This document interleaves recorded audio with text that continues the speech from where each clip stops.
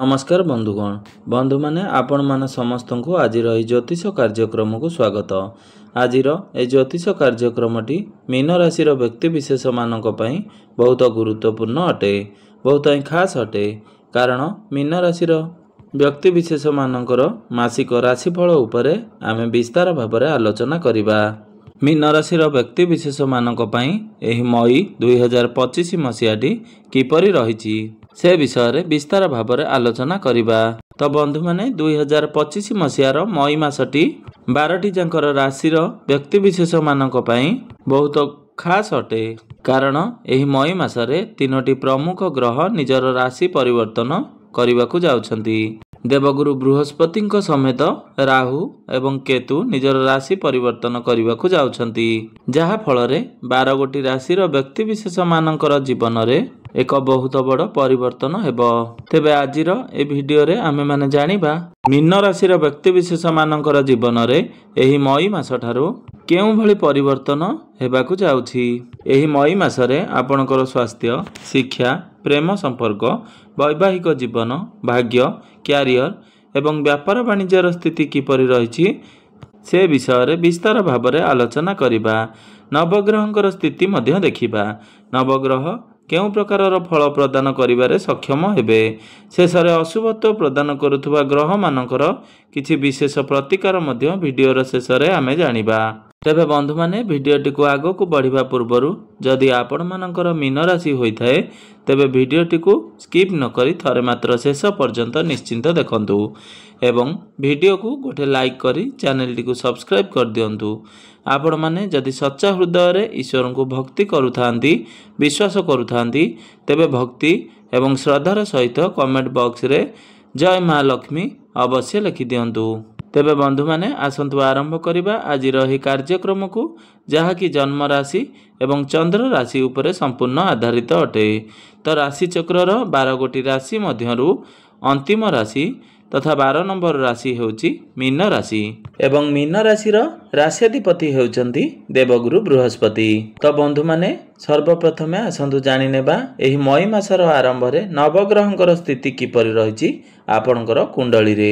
शनि, राहु, बुध एवं शुक्र आपणकर प्रथम भाव रे विराजमान अछंती।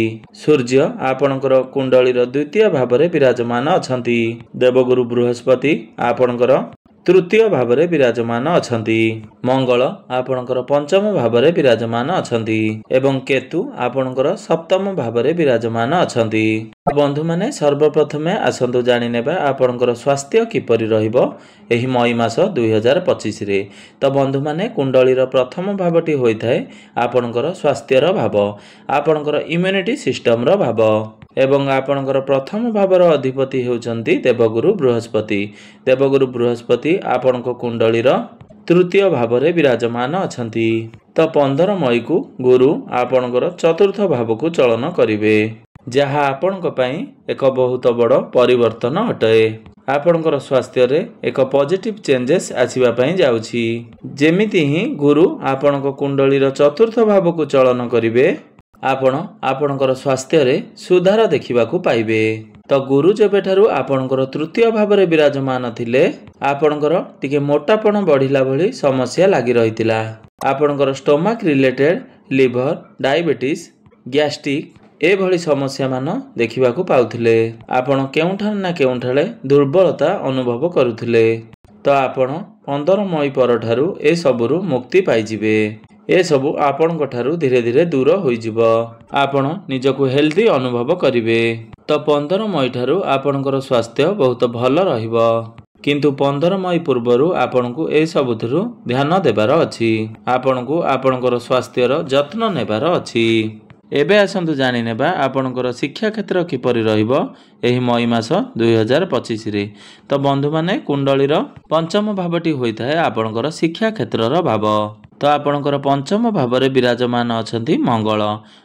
तो मई मासरे आपणकर शिक्षा क्षेत्र बहुत भल रहिबो, किंतु मंगल आपणकर पंचम भाव रे थिबा हेतु आपण टिके गेम बा मोबाइल आड़ को अट्रैक्टिव हेबे।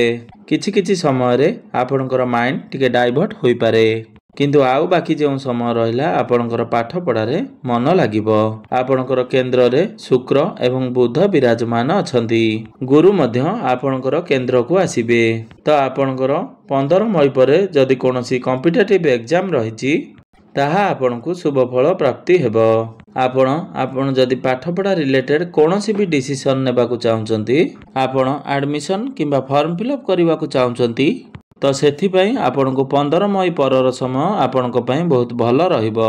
ଏବେ ଆସନ୍ତୁ ଜାଣିନେବା ଆପଣଙ୍କର ପ୍ରେମ ଜୀବନ କିପରି ରହିବ ଏହି ମଇ 2025ରେ।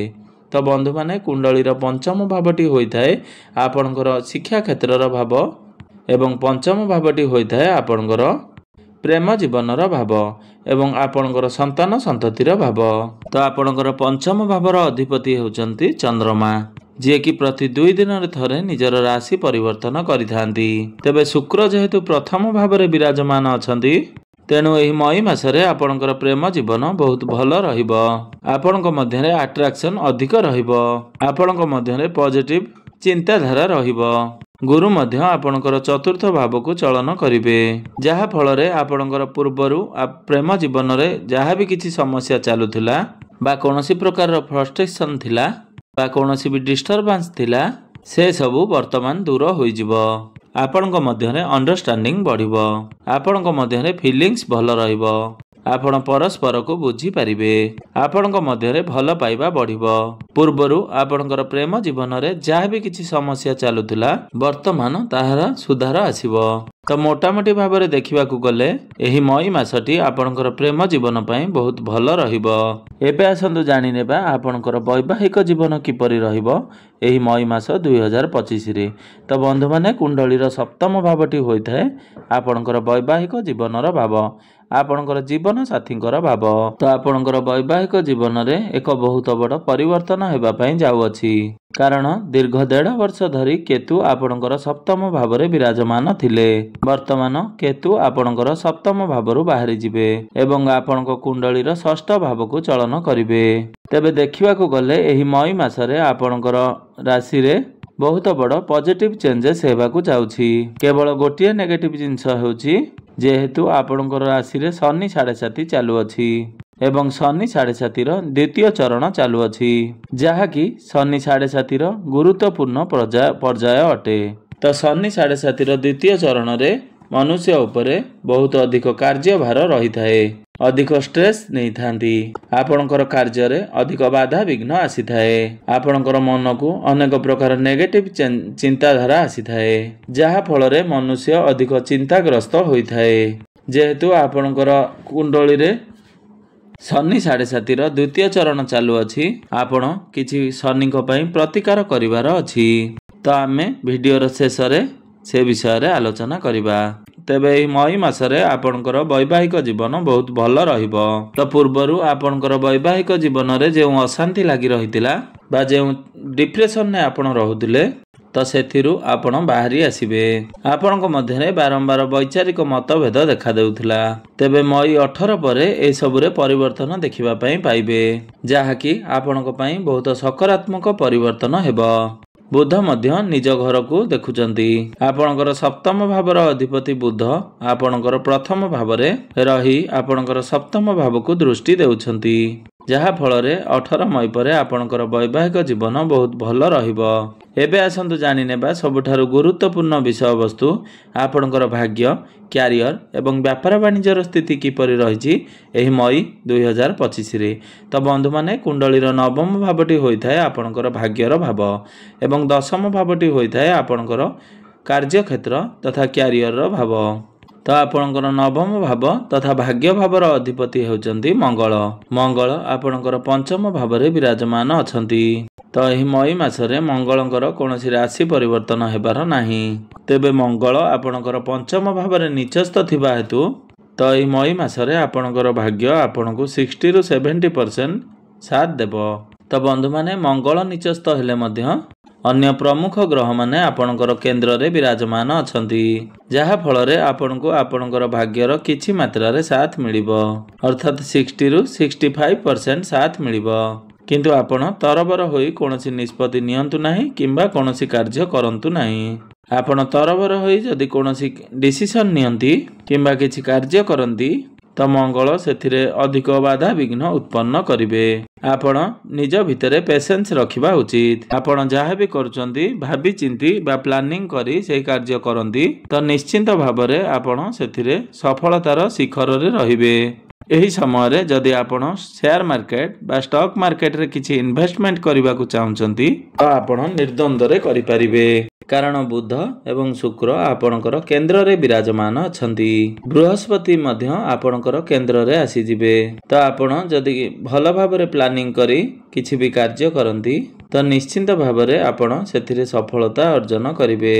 किंतु आपण तरबर होई जदि कोनोसी कार्य करंती तो सेथिरे आपणको अनेक प्रकार बाधा विघ्नर सम्मुखीन हेबाकू पड़िबो।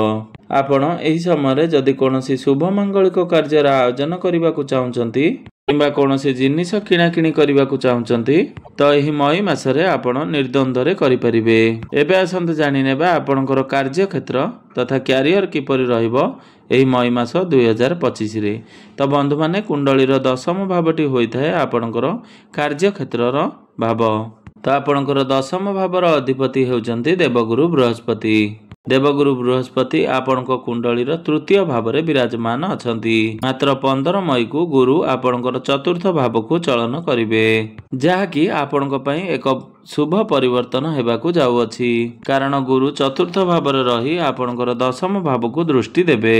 15 मई परे आपण आपणकर क्यारियर रे निहाती भाव रे एक पॉजिटिव चेंजेस देखिबाकू पाइबे। पूर्वरु आपणकर कार्य क्षेत्र रे आपणकर बॉस हुंतु किंबा आपणकर सहकर्मी हुंतु आपणक सहित आर्गुमेंट चलैथिले। आपणक मध्यने फ्रस्ट्रेशन रहुतला। आपण बहुत स्ट्रेस रे रहुतले। आपण गोटिए जगह रे अटकी जाइथिले। आपण आगो को जिबा पई रास्ता पाउ नथिले। मात्र 15 मई ठारू ए सब समस्या रे आपण सुधार देखिबाकू पाइबे। आपण कार्य क्षेत्र रे उन्नति करबाकू लागिबे। आपणकर क्यारियर रे ग्रोथ हेबो एवं जेउ मानक पाखरे कोनोसी चाकरी नाही बा काम कार्य नाही तो से मानकू चाकरी प्राप्त हेबार बहुत अधिक संभावना बनुअछि। तेणु आपण चेष्टा जारी रखंतु। गुरुंकर दृष्टि दशम भाव रे रहिबा फल रे आपणकर मैनेजमेंट स्किल्स बहुत भल रहिबो। आपणकर काम करिवार शैली मध्य बहुत भल रहिबो।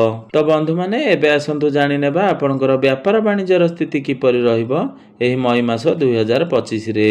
तो व्यापार वाणिज्यर कथा हेबा जदि तो बुध एवं शुक्र आपणकर लग्न रे विराजमान अछंती। तो व्यापार वाणिज्य एही मई मासरे आपणकर सर्वोत्तम रहिबो। आपण बिजनेस रे उन्नति करिवे। आपणकर फाइनेंशियल ग्रोथ हेबो। तो आमे जदि प्रत्येक दृष्टि देखा गले एही मई मासटी आपणको पई बहुत अधिक शुभ रहिबा पई जाउछि। आपणको एही मई मासरे बहुत अधिक शुभ फल प्राप्ति हेबा पई जाउछि।